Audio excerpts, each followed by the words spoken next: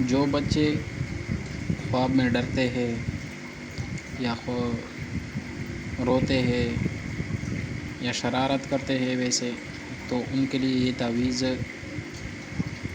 तैयार किया है। ये बच्चे के गले में डालना होगा। इंशाल्लाह बच्चा सुकून से रहेगा, ना ख्वाब में डरेगा और ना शरारत करेगा। उसके लिए ये बहुत ही मुजर्रब तावीज़ है।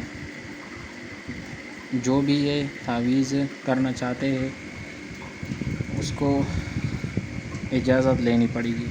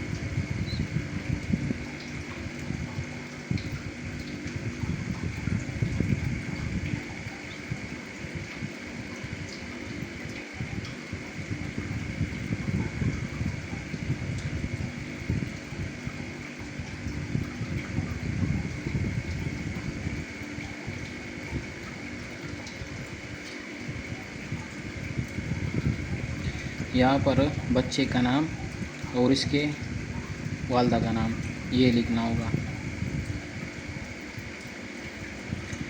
इसके साथ साथ अगर बच्चा रोता है, ज़्यादा रोता है, हद से ज़्यादा, तो इसी तावीज़ के साथ ये भी लिख लेना।